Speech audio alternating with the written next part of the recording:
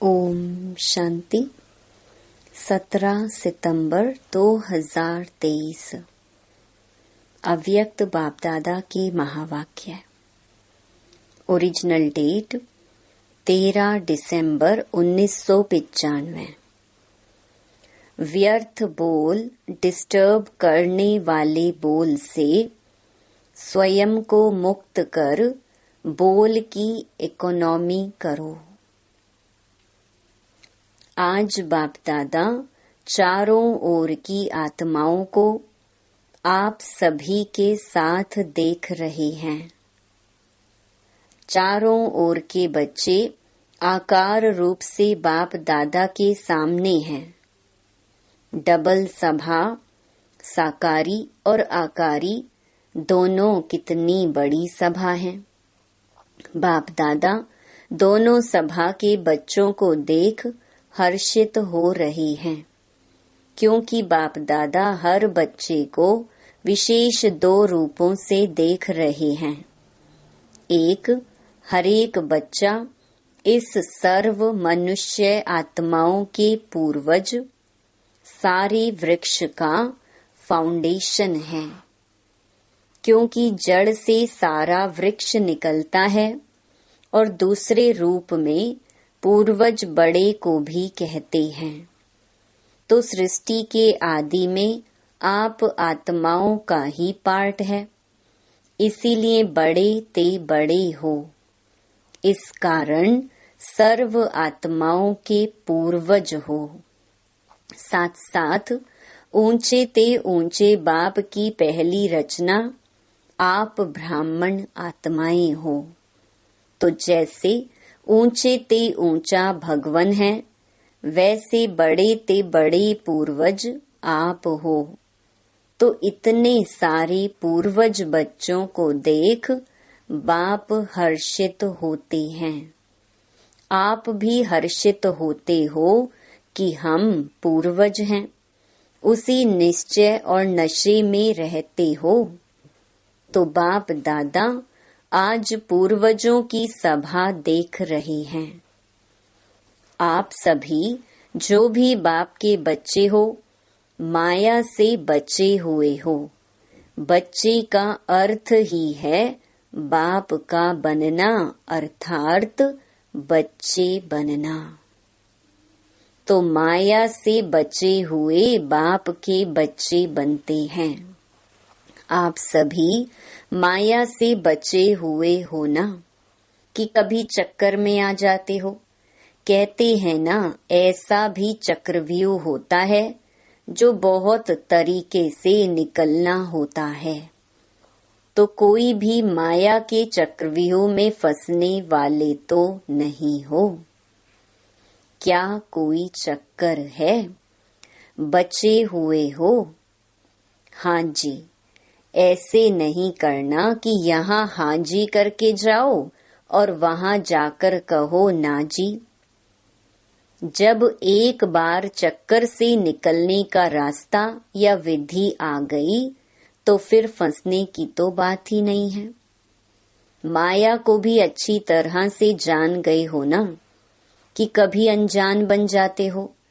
फिर कहते हैं हमको तो पता ही नहीं पड़ा कि ये माया है। क्योंकि जैसे आजकल का फैशन है, भिन्न भिन्न फेस बहुत पहन लेते हैं।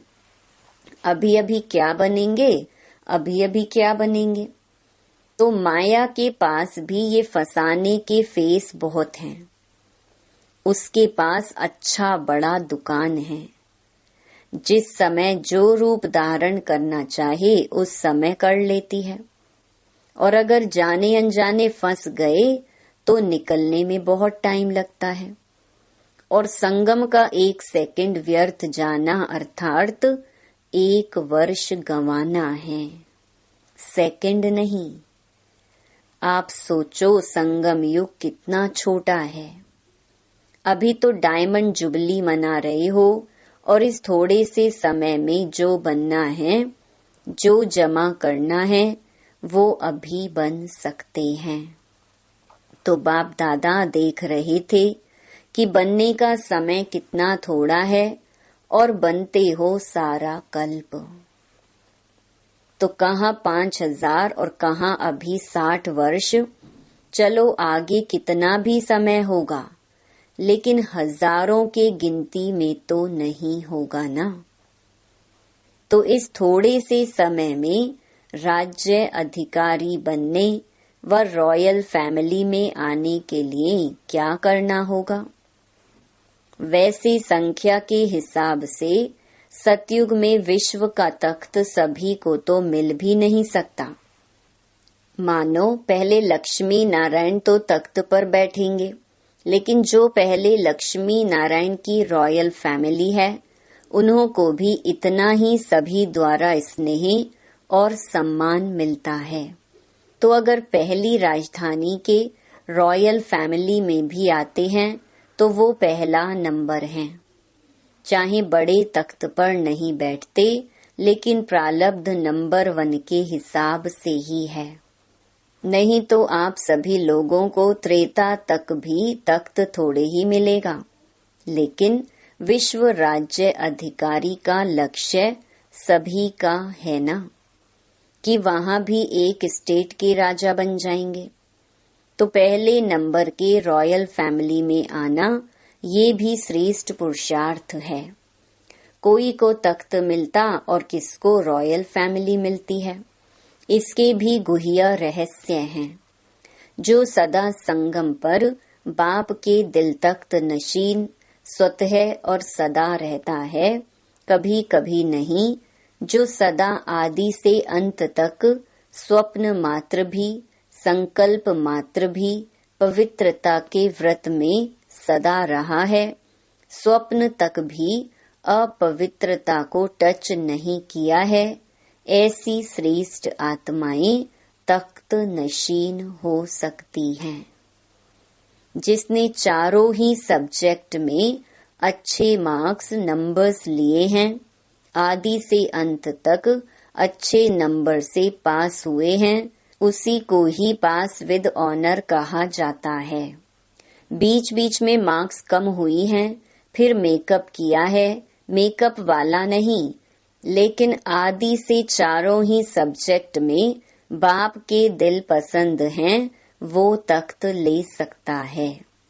साथ साथ जो ब्राह्मण संसार में सर्व के प्यारे, सर्व के सहयोगी रहे हैं, ब्राह्मण परिवार हरेक दिल से सम्मान करता है, ऐसा सम्मानधारी तख्त नशीन बन सकता है। अगर इन बातों में से किसी न किसी में कमी है, तो वो नंबरवार रॉयल फैमिली में आ सकता है। चाहे पहली में आवे, चाहे 8वीं में आए, चाहे त्रेता में आए। तो अगर तख्त नशीन बनना है तो इन सभी बातों को चेक करो। अगर सेवा में 100 मार्क्स जमा हैं और धारणा में 25%, तो क्या होगा? वो अधिकारी बनेगा। कई बच्चे और सब्जेक्ट में आगे चले जाते हैं, लेकिन प्रैक्टिकल धारणा में जैसा समय है वैसा अपने को मोल्ड करना, वो है रियल गोल्ड। कहाँ कहाँ माया बच्चों से भी होशियार हो जाती है। वो फट से समय प्रमाण स्वरूप धारण कर लेती है। और बच्चे क्या कहते हैं? बाप के पास तो सबकी बातें आती है ना। मानो एक रॉन्ग है और दूसरा राइट है। ऐसे भी होता है कि दोनों तरफ की कोई न कोई कमी होती है, लेकिन मानो आप बिल्कुल ही अपने को राइट समझते हो और दूसरा बिल्कुल ही रॉन्ग है। तो आप राइट हो और वो रॉन्ग है, फिर भी जैसा समय, जैसा वायुमंडल देखा जाता है, वैसे अपने को ही चाहे समाना पड़ता है, चाहे मिटाना पड़ता है, चाहे किनारा करना पड़ता है। लेकिन बच्चे क्या कहते हैं कि क्या हर बात में हर समय हमको ही मरना है क्या? मरने के लिए हम हैं और मौज मनाने के लिए ये हैं। सदा ही मरना है, ये मरना तो बहुत मुश्किल है। मरजीवा तो बन गए, वो तो सहज है। ब्रह्मा कुमार ब्रह्मा कुमारी बन गए, ये भी तो मरजीवा बने ना। ये मरना तो बहुत सहज हो गया, मर गए ब्रह्मा कुमारी बन गई। लेकिन ये बार बार का मरना ये बहुत मुश्किल है। मुश्किल है ना। छोटियां कहती हैं कि हमको ही ज्यादा मरना पड़ता है, और बड़े कहते हैं कि हमको ही ज्यादा सुनना पड़ता है। तो आपको सहन करना पड़ता है, उन्हों को सुनना पड़ता। तो मरना किसको है? कौन मरे? एक मरे दोनों मरे। दोनों ही मर गए तो बात खत्म, खेल खत्म। तो मरना आता है या थोड़ा मुश्किल लगता है? थोड़ा सांस हांफता है, मुश्किल सांस निकलता है, तकलीफ होती है। उस समय जब कहते हो ना कि क्या हमें ही मरना है, हमें ही बदलना है, क्या मेरी ही जिम्मेवारी है बदलने की? दूसरे की भी तो है। आधा आधा बांट लो, तुम इतना मरो मैं इतना मरूं। बाप दादा को तो उस समय रहम भी बहुत आता है, लेकिन ये मरना मरना नहीं है। ये मरना सदा के लिए जीना है। लोग कहते हैं ना कि बिना मरे स्वर्ग नहीं मिलेगा, तो उस मरने से तो स्वर्ग मिलता नहीं, लेकिन इस मरने से स्वर्ग का अधिकार जरूर मिलेगा। इसलिए ये मरना अर्थात स्वर्ग का अधिकारी बनना। डर जाते हो ना, मरना पड़ेगा मरना पड़ेगा, सहन करना पड़ेगा, तो छोटी बात बड़ी हो जाती है। आप सोचो कोई भी डाकू या चोर है नहीं, लेकिन आपको डर बैठ गया कि डाकू है, चोर है, तो भय से क्या होता है? भय से या तो हार्ट नीचे ऊपर होगी या ब्लड प्रेशर नीचे ऊपर होगी। डर से होता है ना, तो डर जाते हो। मरना बड़ी बात नहीं है, लेकिन आपका डर बड़ी बात बना देता है। फिर कहते हैं पता नहीं हमको क्या होता है, पता नहीं। लेकिन जैसे हिम्मत से मरजीवा बनने में भय नहीं किया, खुशी खुशी से किया, ऐसे खुशी खुशी से परिवर्तन करना है। मरना शब्द नहीं है, लेकिन आपने मरना मरना शब्द कह दिया है, इसलिए डर जाते हैं। वास्तव में ये मरना नहीं है, लेकिन अपने धारणा की सब्जेक्ट में नंबर लेना है। सहन करने में घबराओ मत। क्यों घबराते हो? क्योंकि समझते हो कि झूठी बात में हम सहन क्यों करें। लेकिन सहन करने की आज्ञा किसने दी है? झूठ बोलने वाले ने दी है। कई बच्चे सहन करते भी हैं, लेकिन मजबूरी से सहन करना और मोहब्बत में सहन करना, इसमें अंतर है। बात के कारण सहन नहीं करते हो, लेकिन बाप की आज्ञा है सहनशील बनो। तो बाप की आज्ञा मानते हो तो परमात्मा की आज्ञा मानना ये खुशी की बात है ना, कि मजबूरी है। तो कई बार सहन करते भी हो, लेकिन थोड़ा मिक्स होता है, मोहब्बत भी होती है, मजबूरी भी होती है। सहन कर ही रहे हो तो क्यों नहीं खुशी से ही करो। मजबूरी से क्यों करो? वो व्यक्ति सामने आता है ना, तो मजबूरी लगती है। और बाप सामने आवे कि बाप की आज्ञा पालन कर रहे हैं, तो मोहब्बत लगेगी, मजबूरी नहीं। तो ये शब्द नहीं सोचो। आजकल ये थोड़ा कॉमन हो गया है। मरना पड़ेगा मरना पड़ेगा, कब तक मरना पड़ेगा? अंत तक या 2 साल, 1 साल, 6 मास, फिर तो अच्छा मर जाए। लेकिन कब तक मरना है? लेकिन यह मरना नहीं है, अधिकार पाना है। तो क्या करेंगे? मरेंगे। यह मरना शब्द खत्म कर दो। मरना सोचते हो ना, तो मरने से तो डर लगता है ना। देखो, अपना मृत्यु तो छोड़ो, कोई कोई तो दूसरे का मृत्यु देखकर भी डर जाते हैं। तो ये शब्द परिवर्तन करो, ऐसे ऐसे बोल नहीं बोलो, शुद्ध भाषा बोलो। ब्राह्मणों की डिक्शनरी में यह शब्द है ही नहीं। पता नहीं किसने शुरू किया है। किया तो आप लोगों में से ही है ना।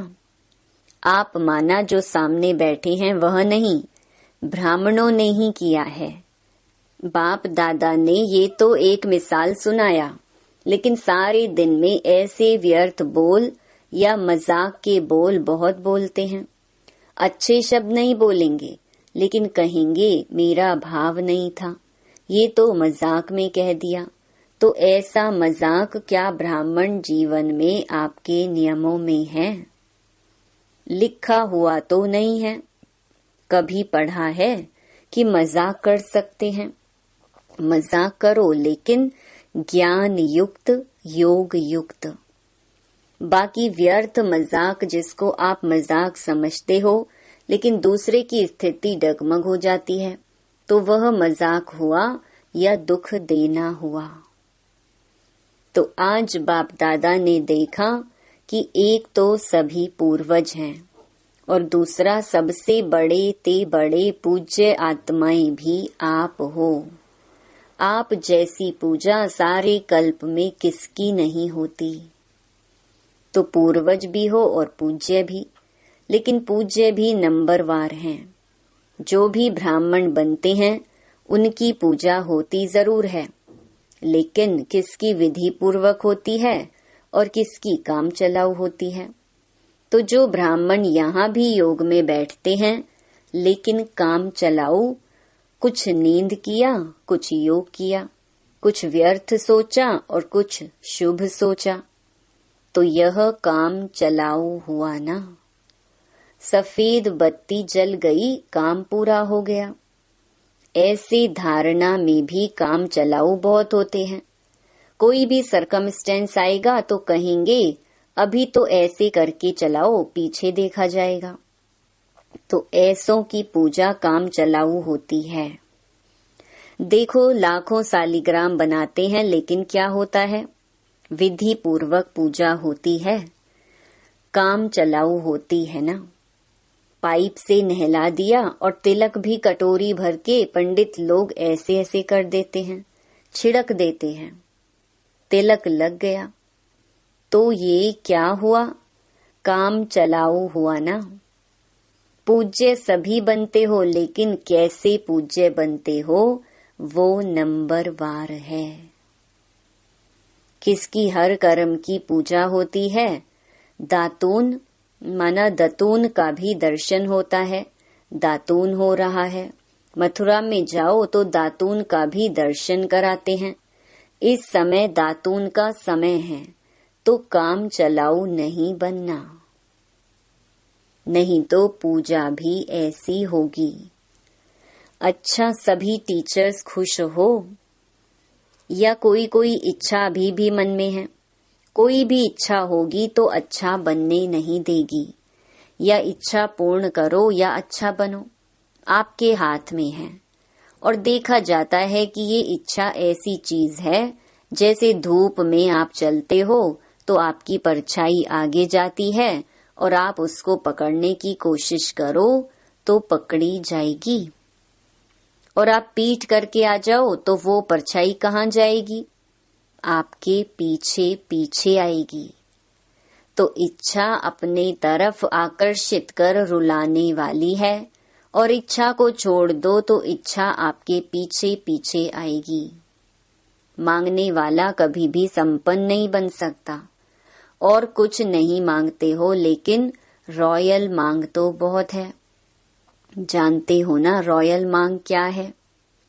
अल्पकाल का कुछ नाम मिल जाए, कुछ शान मिल जाए, कभी हमारा भी नाम विशेष आत्माओं में आ जाए, हम भी बड़े भाइयों में गिने जाएं, हम भी बड़ी बहनों में गिने जाएं। आखिर हमको भी तो चांस मिलना चाहिए। लेकिन जब तक मंगता हो तब तक कभी खुशी के खजाने से संपन्न नहीं हो सकते। ये मांग के पीछे या कोई भी हद की इच्छाओं के पीछे भागना ऐसे ही समझो जैसे मृग तृष्णा है। इससे सदा ही बचकर रहो। छोटा रहना कोई खराब बात नहीं है। छोटे सुभान अल्लाह है, क्योंकि बाप दादा के दिल पर नंबर आगे हैं। अल्पकाल की इच्छा का अनुभव करके देखा होगा तो रुलाती है या हंसाती है? रुलाती है ना। तो रावण की आज्ञा है रुलाओ, आप तो बाप के हो ना, तो बाप हंसाने वाला है या रुलाने वाला?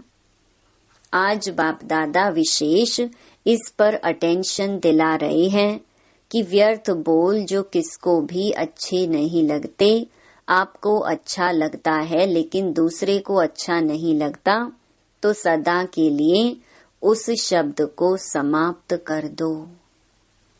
ऐसे सारे दिन में अगर बाप दादा अपने पास बच्चों के शब्द नोट करें तो काफी फाइल बन सकती है। यह अपशब्द, व्यर्थ शब्द, जोर से बोलना, ये जोर से बोलना भी वास्तव में अनेकों को डिस्टर्ब करना है। ये नहीं बोलो मेरा तो आवाज ही बड़ा है। माया जीत बन सकते हो और आवाज जीत नहीं बन सकते। तो ऐसे किसी को भी डिस्टर्ब करने वाले बोल और व्यर्थ बोल नहीं बोलो। बात होती है 2 शब्दों की, लेकिन आधा घंटा उस बात को बोलते रहेंगे। तो ये जो लंबा बोल बोलते हो, जो 4 शब्दों में काम हो सकता है, वो 12-15 शब्द में नहीं बोलो। आप लोगों का स्लोगन है कम बोलो धीरे बोलो। तो जो कहते हैं ना हमारा आवाज बहुत बड़ा है, हम चाहते नहीं हैं लेकिन आवाज ही बड़ा है, तो वो गले में एक स्लोगन लगाकर डाल लेवें। होता क्या है, आप लोग तो अपनी धुन में जोर से बोल रहे हो, लेकिन आने जाने वाले सुन करके ये नहीं समझते हैं कि इसका आवाज बड़ा है। वो समझते हैं पता नहीं झगड़ा हो रहा है। तो ये भी डिससर्विस हुई। इसीलिए आज का पाठ दे रहे हैं, व्यर्थ बोल या किसी को भी डिस्टर्ब करने वाले बोल से अपने को मुक्त करो। व्यर्थ बोल मुक्त। फिर देखो अव्यक्त फरिश्ता बनने में आपको बहुत मदद मिलेगी। बोल बोल बोल बोलते ही रहते हो। अगर बाप दादा टेप भरकर आपको सुनाए ना तो आपको भी हंसी आएगी। तो क्या पाठ पक्का किया है? बोल की इकोनॉमी करो, अपने बोल की वैल्यू रखो। जैसे महात्माओं को कहते हैं ना सत्य वचन महाराज, तो आपके बोल सदा सत वचन अर्थात कोई न कोई प्राप्ति कराने वाले वचन हो। किसको चलते फिरते हंसी में कह देते हो ये तो पागल है, ये तो बेसमझ है। ऐसे कई शब्द बाप दादा अभी भूले हुए हैं, लेकिन सुनते हैं। तो ब्राह्मणों के मुख से ऐसे शब्द निकलना ये मानो आप सत वचन महाराज वाले किसी को श्राप देते हो। किसको श्रापित नहीं करो, सुख दो। युक्ति युक्त बोल बोलो और काम का बोलो, व्यर्थ नहीं बोलो। तो जब बोलना शुरू करते हो तो 1 घंटे में चेक करो कि कितने बोल व्यर्थ हुए और कितने सत वचन हुए। आपको अपने बोल की वैल्यू का पता नहीं तो बोल की वैल्यू समझो। अब शब्द नहीं बोलो, शुभ शब्द बोलो, क्योंकि अभी लास्ट मास है और आदि का मास डायमंड जुबली है। तो सारा साल डायमंड बनेंगे या 6 मास बनेंगे? सारा साल बनेंगे ना। इसलिए बाप दादा डायमंड जुबली के पहले बच्चों को विशेष अटेंशन दिला रहे हैं। बाप दादा चारों ओर के दृश्य तो देखते ही रहते हैं, सारा दिन नहीं देखते रहते हैं, सेकंड में सब देख सकते हैं। तो पाठ पक्का किया, मुक्त बनना है। या थोड़ा थोड़ा युक्त और थोड़ा थोड़ा मुक्त? हर एक अपने को देखो। ये नहीं शुरू करना कि बाबा ने वाणी चलाई फिर भी बोल रहा है। दूसरे को नहीं देखना, अपने को देखो। मैंने बाप की श्रीमत को कितना अपनाया है। अभी तो 1-2 को देखते हैं ये कर रहा है, लेकिन जब अधिकार मिलने में वो नीचे पद में जाएगा तो उस समय आप साथ देंगे? उस समय देखेंगे? उस समय नहीं देखेंगे, फिर अभी क्यों देखते हो? अच्छा, सभी मुक्त बनेंगे ना? सभी को पाठ याद है? कौन सा पाठ? व्यर्थ बोल मुक्त याद है? भूल तो नहीं गया? अच्छा, चारों ओर के पूर्वज आत्माओं को सदा इस निश्चय और नशे में रहने वाली श्रेष्ठ आत्माओं को, सदा बाप के श्रीमत प्रमाण हर कर्म करने वाले कर्म योगी आत्माओं को, सदा दृढ़ संकल्प से बाप के हर कदम पर कदम रखने वाले फॉलो फादर बच्चों को बहुत बहुत याद, प्यार और नमस्ते। डबल विदेशियों को डबल नमस्ते। वरदान: लौकिक को अलौकिक में परिवर्तन कर घर को मंदिर बनाने वाले आकर्षण मूर्त भव। प्रवृत्ति में रहते घर के वायुमंडल को ऐसा बनाओ जिसमें कोई भी लौकिकता ना हो। कोई भी आए तो अनुभव करे कि यह अलौकिक है, लौकिक नहीं। यह साधारण घर नहीं लेकिन मंदिर है। यह है पवित्र प्रवृत्ति वालों की सेवा का प्रत्यक्ष स्वरूप। स्थान भी सेवा करे, वायुमंडल भी सेवा करे। जैसे मंदिर का वायुमंडल सबको आकर्षित करता है, ऐसे आपके घर से पवित्रता की खुशबू आए तो वह खुशबू स्वतः चारों ओर फैलेगी और सबको आकर्षित करेगी। स्लोगन: मन बुद्धि को दृढ़ता से एकाग्र कर कमजोरियों को भस्म कर दो, तब कहेंगे सच्चे योगी। ओम शांति।